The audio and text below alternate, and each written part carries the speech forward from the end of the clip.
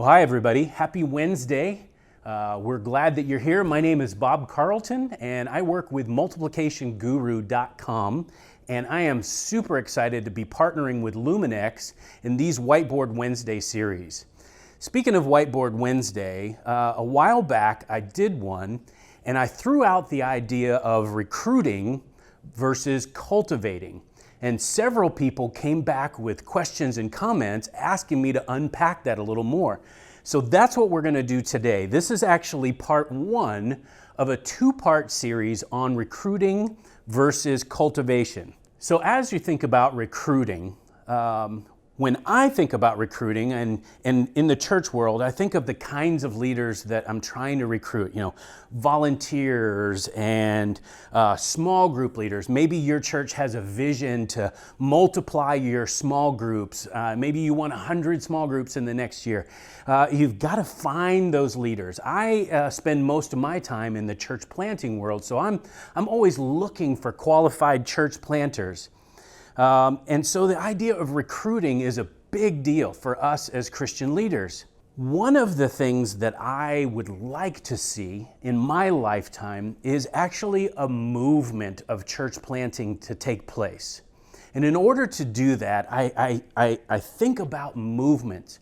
And when I think about movements, I'm reminded of some of the movements that we've seen happen in world history. There's one in particular that I think of often when I'm thinking about a wildfire spread of the gospel kind of movement.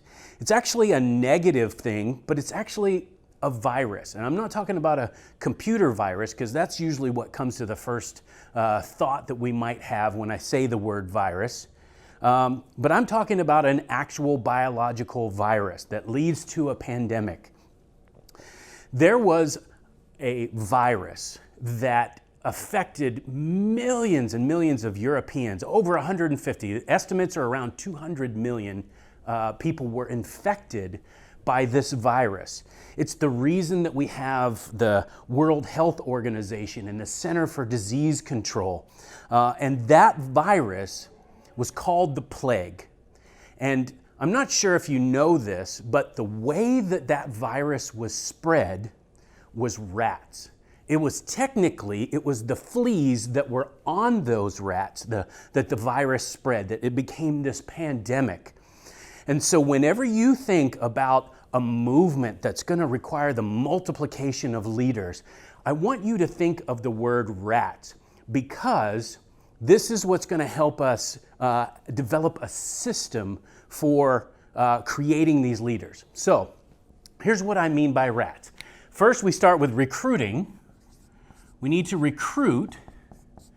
Then we need to assess. Then we need to train. And finally, we need to find ways to send. So recruiting, assessing, training, and sending is how we develop leaders.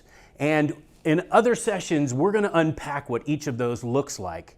But I would propose to you that we can actually do better than just recruiting.